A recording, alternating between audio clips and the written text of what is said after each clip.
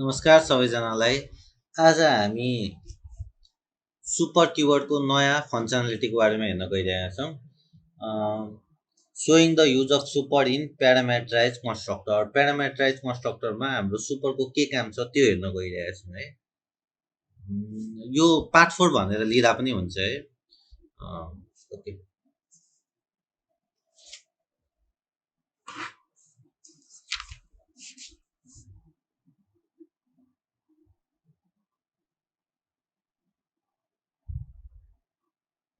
यसमा एउटा class create गरौँ। New super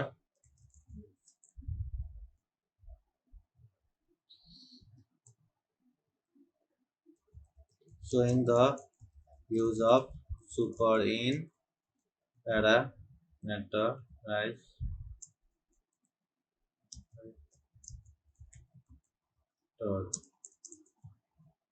okay UCTO construct main method okay यो भयो भनेपछि सुपर इन प्यारामेट्राइज कन्स्ट्रक्टर भनेपछि super okay class room okay class bed room expanse room okay int length int breadth length र breadth भयो room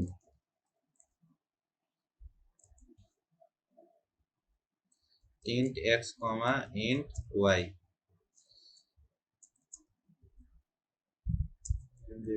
length equal to x अनि breadth equal to y okay यो हामीलाई थाहा भइसक्यो। अब बेडरुम हैन extends room int height bedroom int x int y int z z चाहिँ हामीले यसकै लागि गरेको हो सुपर एक्स वाई। यो किन गरेको म बुझाइदिन्छु है तपाईहरुलाई।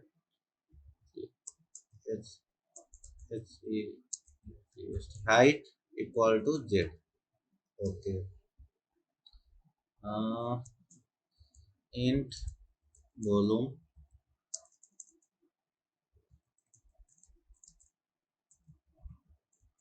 return length into breadth into height okay ल अब हामीले गरौँ है bed room br equal to new bed room 5, 6, 7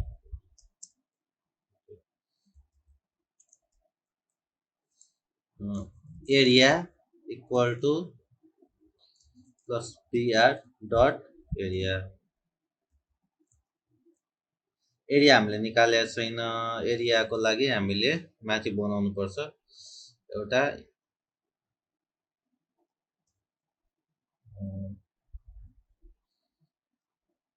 int area return length into breadth okay next भनेको हामीले भोल्युम अब भोल्युमको लागि sysout volume equal to plus br dot volume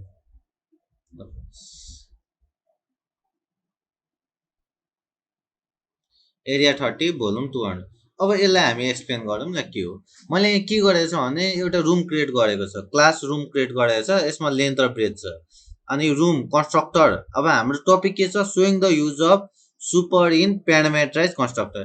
यो कन्स्ट्रक्टरमा दुईटा प्यारामिटर छ यहाँ हामीले हेर्न सकिन्छ है।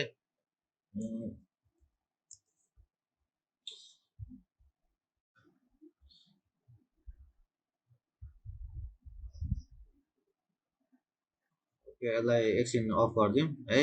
यहाँ हाम्रो एक्स र वाइ भनेको तपाईँको प्यारामिटर हो, त्यही भएर यो कन्स्ट्रक्टर है। अब कन्स्ट्रक्टर भनेको त थाहा भइहाल्यो तपाईँलाई, रुम होइन, रुममा कति प्यारामिटर भनेपछि प्यारामेट्राइज PARAMETERI प्यारामेट्राइज कन्स्ट्रक्टर।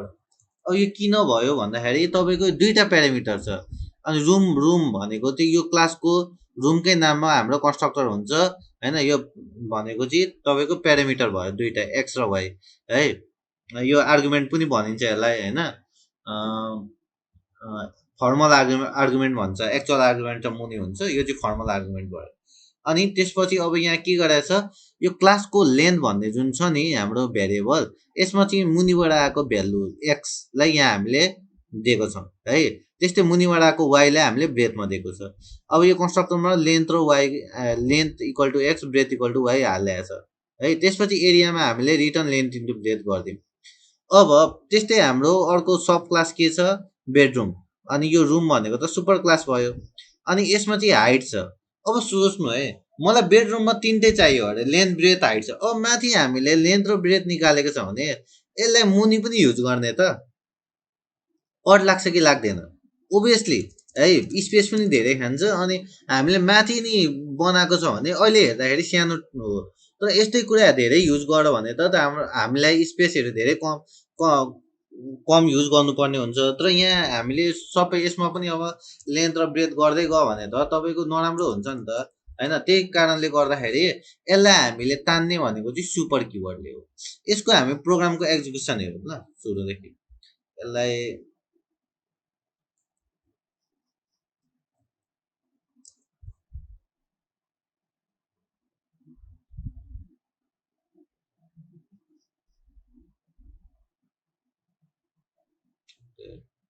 लाग्यो ओके ल, यहाँ हेर्नु ल।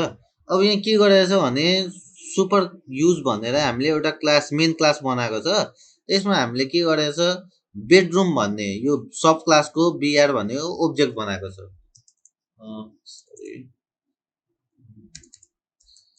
BR is an object of bedroom.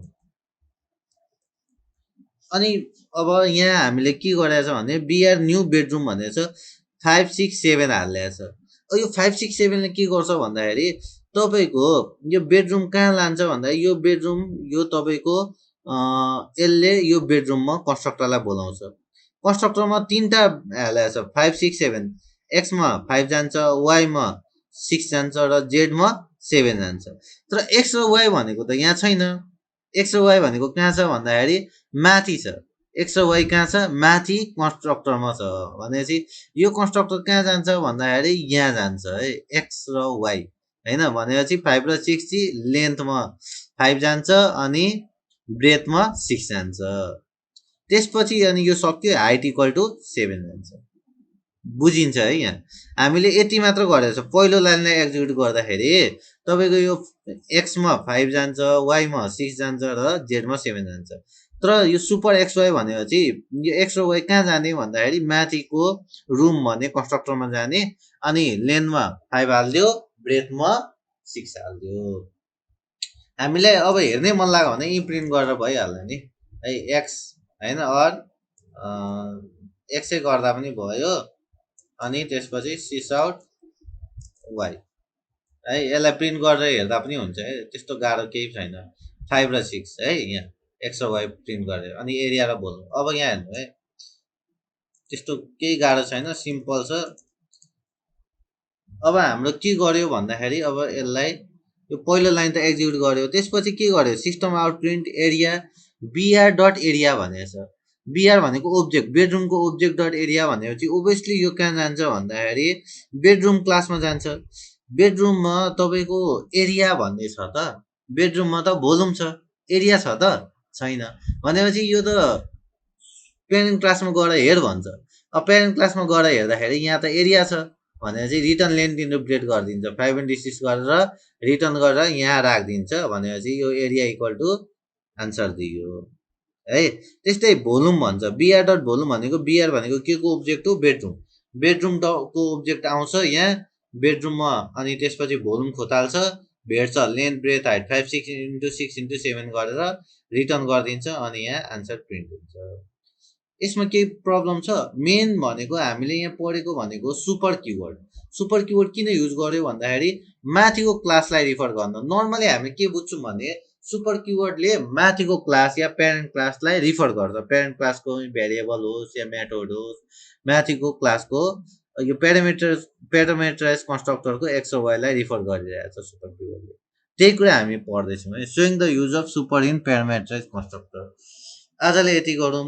हजुरहरूलाई के नै प्रब्लम छ, कुनै नयाँ कुरा छ भने हजुरहरूले मलाई कन्ट्याक्ट गर्न सक्नुहुन्छ। म डिस्क्रिप्सन सबै लेखिदिएको हुन्छु। अनि नबुझेको कुराहरूमा तपाईँहरूले मलाई मेसेज पनि गर्न सक्नुहुन्छ या जिमेल पठाउन सक्नुहुन्छ या कमेन्ट पनि गर्न सक्नुहुन्छ है। ल यति भन्ने साथ धन्यवाद। Thank you for watching video. आज यति गरौँ है।